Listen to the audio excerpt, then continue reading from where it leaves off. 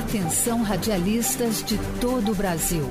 É hora de noticiar os fatos que ajudam a construir um novo país. Direto dos estúdios da Empresa Brasil de Comunicação em Brasília, vem aí a Voz do Brasil.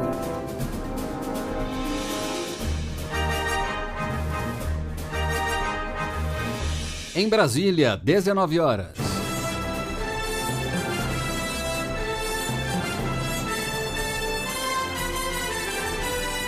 Está no ar a Voz do Brasil.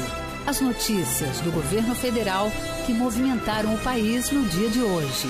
Boa noite. Uma boa noite para você que nos acompanha em todo o país. Terça-feira, 7 de fevereiro de 2023. E vamos ao destaque do dia, socorro aos Yanomami. Mais de 500 pessoas são atendidas em casa de apoio à saúde indígena em Boa Vista. E ao vivo da capital de Roraima, vamos trazer as últimas informações sobre a atuação do governo na região. E você também vai ouvir na Voz do Brasil. Compromisso com a responsabilidade fiscal e o crescimento econômico. Em encontro com jornalistas, presidente Luiz Inácio Lula da Silva fala em ações para a geração de emprego. E define conclusão de obras inacabadas como uma das prioridades. Nós temos mais de 14 mil obras paralisadas. Na educação nós temos mais de 4 mil obras paralisadas. Portanto, agora é a gente tocar o barco para tentar terminar com essas obras o mais rápido possível. Safra de grãos. Anunciados investimentos para facilitar o escoamento da produção, Cleide Lopes. Serão investidos 2 bilhões e 700 milhões de reais em adequação, ampliação e construção de rodovias ligadas diretamente ao escoamento da safra. Hoje, na apresentação da Voz do Brasil, eu, Mariana Jungmann e Nazi Brum. E assista a gente ao vivo pela internet. Acesse voz.gov.br.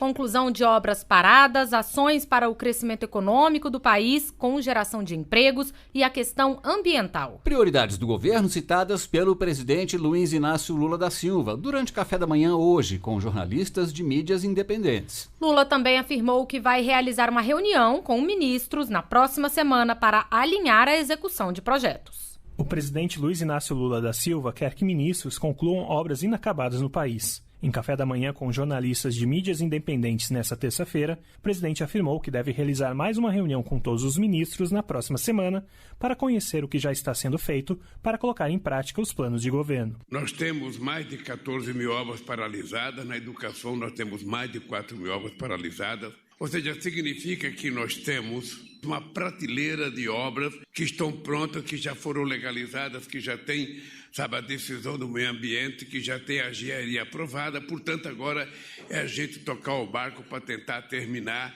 com essas obras o mais rápido possível. A abertura de diálogo com parceiros da diplomacia e do comércio brasileiro, como os Estados Unidos, a Alemanha e os vizinhos da América Latina, foi apontada pelo presidente como um dos passos já dados para a retomada da credibilidade do Brasil no cenário internacional. A questão ambiental, que será tratada com o presidente norte-americano Joe Biden durante viagem oficial aos Estados Unidos nesta semana, fará parte de toda a agenda interna e externa brasileira, segundo o presidente. Outro assunto tratado no café foi a economia. Segundo Lula, o governo tem compromisso com a responsabilidade fiscal e o crescimento econômico. Para o presidente, os novos gestores a serem indicados para bancos públicos deverão ter como prioridade o crédito para micro e pequenos empresários e a geração de empregos. O presidente ressaltou ainda que a definição de juros e metas de inflação devem ter como objetivo o crescimento econômico. Se o governo não tiver condições de discutir a taxa de juros, se o governo não tiver condições de discutir a taxa da inflação,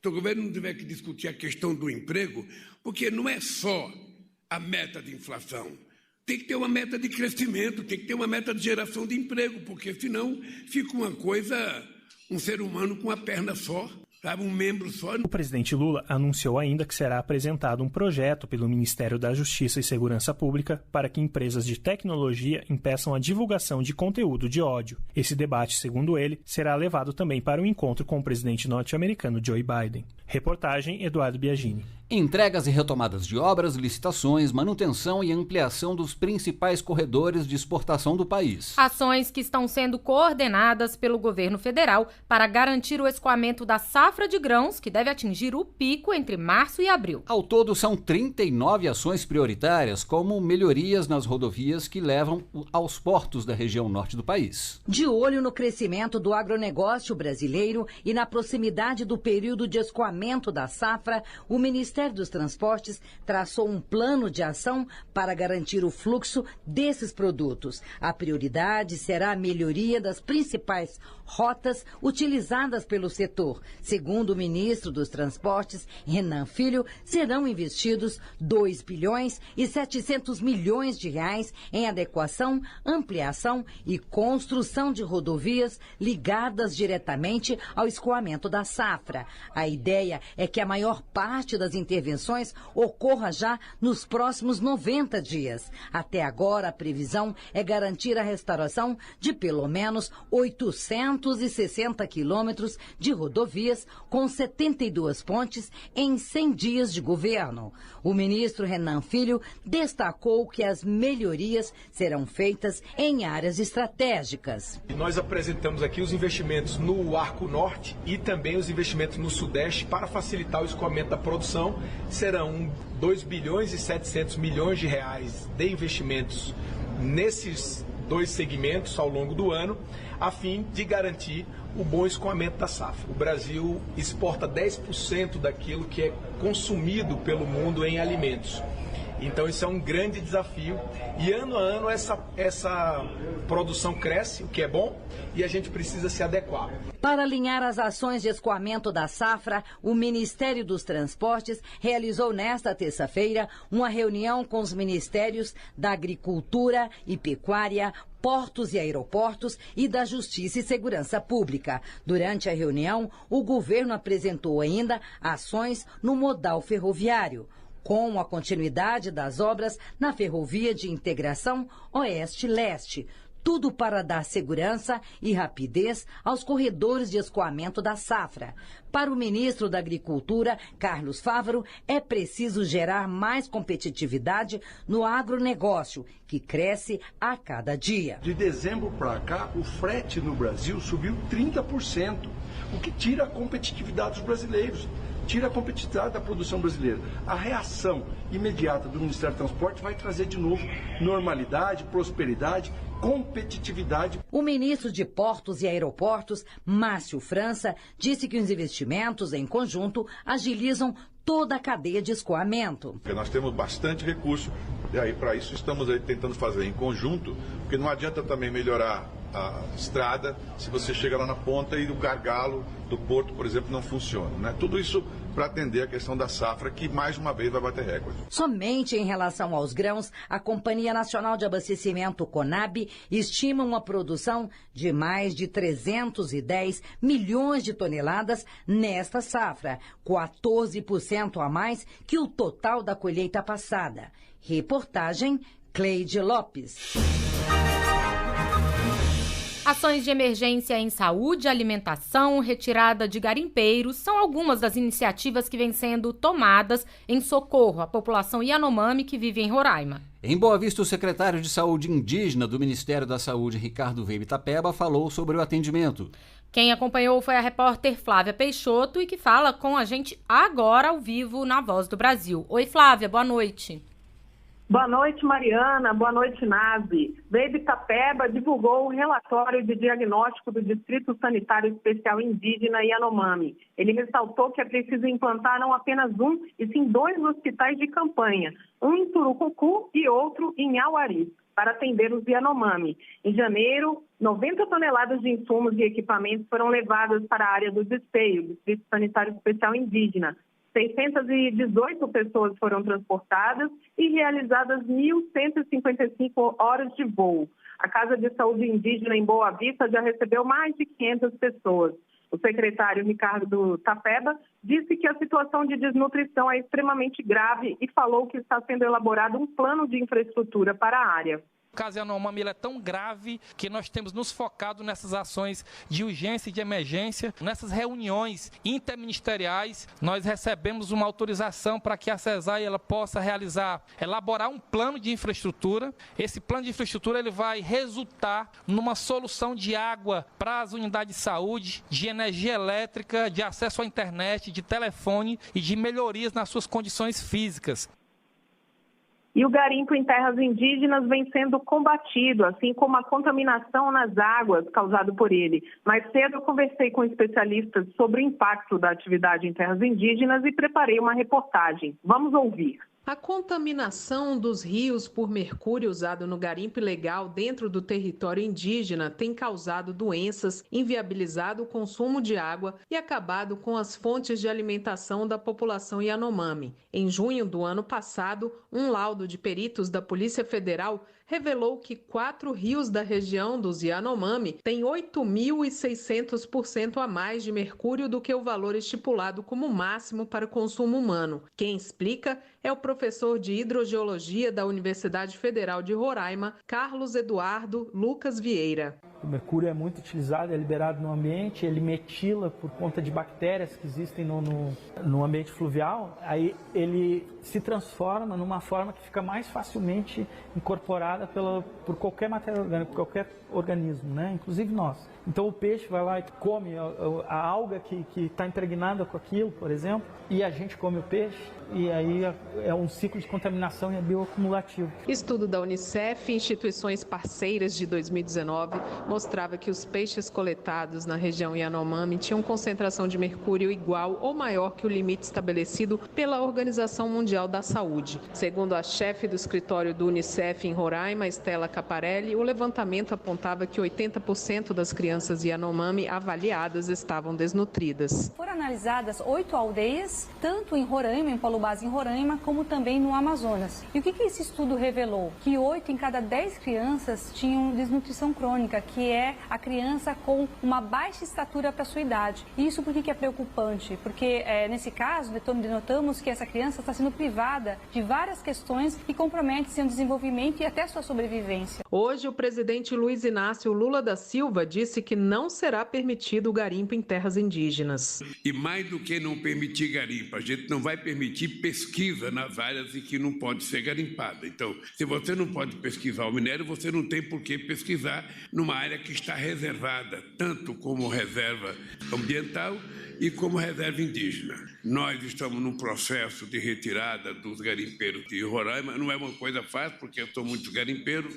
Uns estão saindo por conta própria, outros estão precisando, sabe, que os donos que mandaram eles para lá possam mandar retirá-los. E nós queremos tirar todo mundo porque a situação em que se encontra os Yanomamis lá perto do garimpo é uma situação degradante para um ser humano e o Brasil não tem como permitir que isso continue. O garimpo faz parte da cultura e da formação histórica da população de Roraima. Aqui na capital do estado existe até a chamada Rua do Ouro. Um dos pontos históricos de Boa Vista é a Praça do Centro Cívico. Bem no meio tem o monumento ao garimpeiro, construído em 1960. Mas o garimpo sem cuidados ambientais e em terra indígena é ilegal. De Boa Vista, Roraima, Flávia Peixoto. Um atendimento diferenciado para garantir que povos indígenas tenham acesso a benefícios sociais e serviços bancários. A partir de amanhã, uma agência móvel da Caixa vai percorrer municípios de Roraima e do Amazonas. O governo também quer cadastrar indígenas e garimpeiros que não têm acesso a benefícios sociais. Pelo menos 30 mil famílias indígenas do Amazonas e de Roraima serão beneficiadas.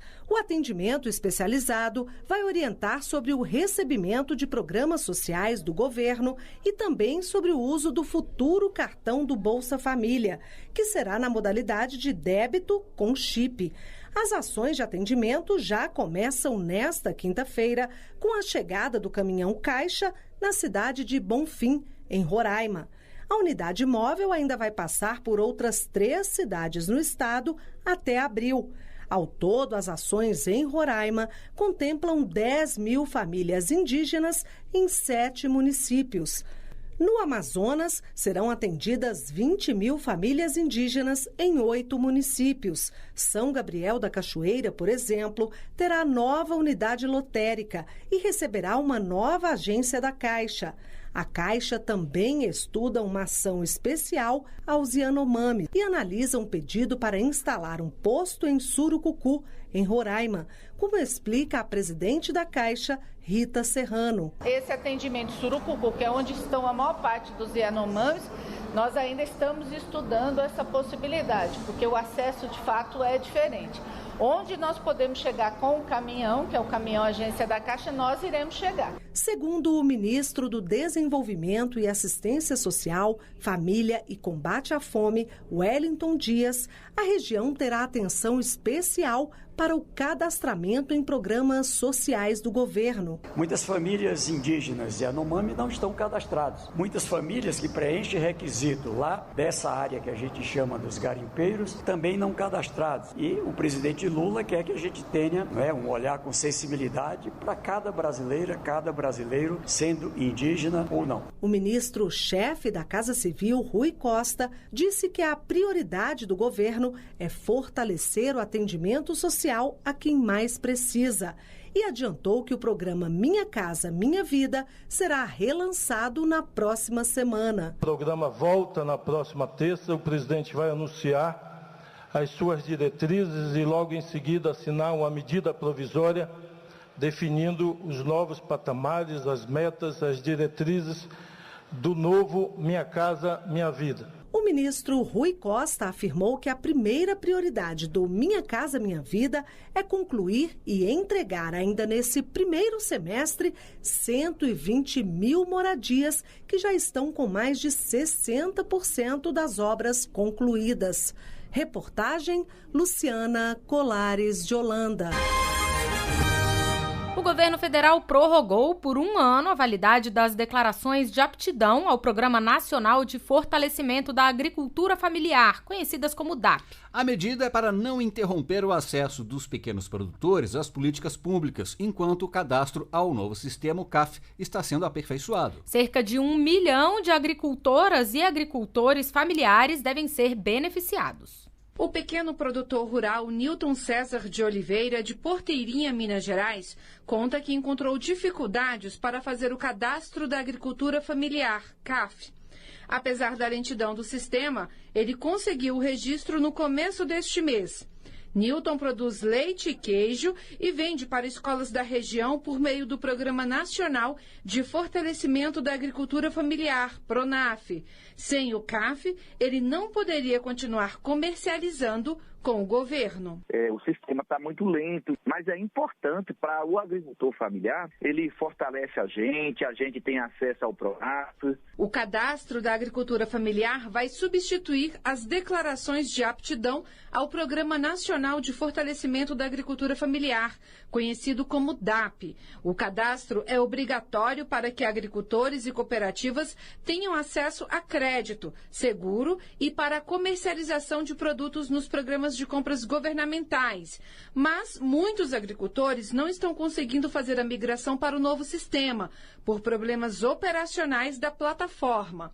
Por isso, o Ministério do Desenvolvimento Agrário e Agricultura Familiar prorrogou o prazo de validade das declarações. A medida garante que os produtores continuem tendo acesso às políticas públicas, enquanto o sistema do CAF é aperfeiçoado, como explica o ministro da pasta, Paulo Teixeira. Essa é uma reivindicação que os movimentos nos trouxeram. Nós temos um país continental e, para isso, nós precisamos fazer essa transição com mais vagar. As DAPs deixaram de vencer a sua validade e poucos agricultores tinham feito o cadastro no CAF. Nós queremos adiar a validade do DAP até o sistema se colocar com a velocidade, com a rapidez e com a precisão que requer Com a portaria assinada nesta terça-feira, as declarações de aptidão com vencimento entre 8 de fevereiro de 2023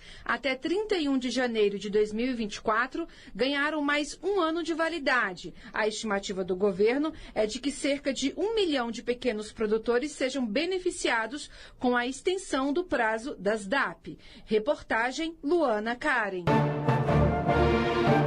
Mais diálogo com servidores públicos. O governo reabriu hoje a Mesa Nacional de Negociação Permanente com as entidades representativas dos trabalhadores do Serviço Público Federal. A iniciativa busca trazer soluções negociadas entre as partes e estabelecimento de normas para melhorar o serviço público. Foi anunciada ainda a liberação de 350 milhões de reais para pagamento de direitos trabalhistas de exercícios anteriores a servidores públicos federais. A Mesa Nacional de Negociação Permanente foi instituída em 2003, tendo sido interrompida em 2016. A ideia é retomar os canais de participação com servidores na administração pública, buscar negociação e estabelecer regras que melhorem a qualidade dos serviços prestados à população. Rodinei Marques, do Fórum Nacional Permanente de Carreiras Típicas do Estado, FOCANAT, destacou a importância do diálogo. Hoje nós estamos aqui mais do que relançando uma mesa nacional de negociação permanente,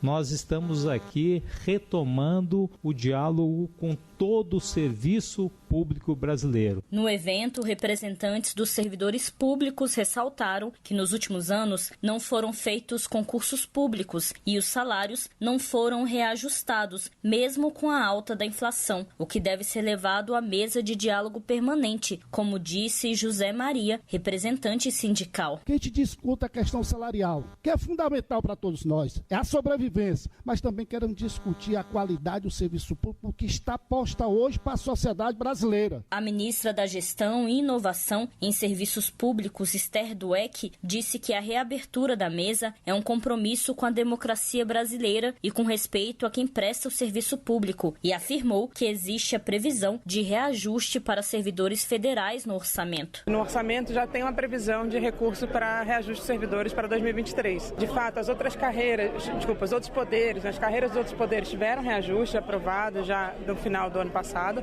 exceto o Poder Executivo. Então a gente vai fazer isso bem rápido, porque a gente acha que de fato é uma injustiça com os trabalhadores do Executivo Federal e a gente pretende anunciar ainda esse mês, se possível, se tiver acordo com eles, um reajuste usando o espaço orçamentário que existe. A ministra da Gestão, Esther Dweck, assinou ainda uma exposição de motivos que estabelece a permanência de dirigentes com mandato classista na folha de pagamento. Com isso, os servidores não precisam ser afastados para poderem representar suas categorias. Já o ministro da Fazenda, Fernando Haddad, apontou que é preciso manter o diálogo com os servidores. A gente tem que pensar no servidor, tem que pensar na sociedade e tem que conciliar interesses que podem parecer, à primeira vista, conflitantes, mas que o diálogo constrói o caminho da superação. Durante o evento, também foi anunciado o repasse de 350 milhões de reais para pagamento de direitos trabalhistas de servidores. Reportagem, Márcia Fernandes. Uma maior participação do Brasil nas certificações contra substâncias proibidas no esporte de alto rendimento. O assunto foi tratado durante a visita do presidente da Agência Mundial Antidopagem ao presidente Lula. O Brasil é o único país da América do Sul a ter um laboratório credenciado pela entidade. Essa foi a primeira visita do presidente da Agência Mundial Antidopagem, Vitor Banca, ao Brasil. A agenda incluiu reuniões com a ministra do Esporte, Ana Moser, com a equipe da Autoridade Brasileira de Controle de Dopagem, ABCD, e com o presidente Lula no Palácio do Planalto. A ministra Ana Moser falou sobre o objetivo do encontro. É uma visita de cortesia e de fortalecimento da parceria com o Brasil e com a ABCD, uma agenda de colocar o Brasil na relação com essas instituições internacionais. A ministra lembrou ainda que o Brasil é o maior parceiro da instituição na América do Sul e o único país da região com um laboratório credenciado pela entidade, o Laboratório Brasileiro de Controle de Dopagem, na Universidade Federal do Rio de Janeiro. A partir de agora, nós vamos construir esses planos conjuntos até para ampliação, né, para o desenvolvimento da atuação da ABCD, do Laboratório Labtec, né, e toda essa representação dentro da América Latina, enfim. A Agência Mundial Antidopagem é uma organização independente, liderada pelo COI, o Comitê Olímpico Internacional. Foi fundada em 1999 e coordena um movimento mundial colaborativo para o esporte livre do doping. Reportagem Jéssica Gonçalves. A Polícia Federal realizou hoje a 5ª fase da Operação Lesa Pátria contra os envolvidos nos atos antidemocráticos ocorridos no dia 8 de janeiro em Brasília. Os agentes cumpriram 3 mandados de prisão temporária e 1 mandado de prisão preventiva e 6 mandados de busca e apreensão no Distrito Federal. Os envolvidos estão sendo investigados por crimes de terrorismo, associação criminosa, atentado contra o Estado Democrático de Direito, golpe de Estado, perseguição e incitação ao crime. Até o momento foram cumpridos pela Operação Lesa Pátria 17 mandados de prisão preventiva, 3 mandados de prisão temporária e 37 mandados de busca e apreensão. E essas foram as notícias do Governo Federal. Uma realização da Secretaria de Comunicação Social da Presidência da República. Com produção da Empresa Brasil de Comunicação. Fique agora com as notícias do Poder Judiciário e do Congresso Nacional. Boa noite. Boa noite para você e até amanhã.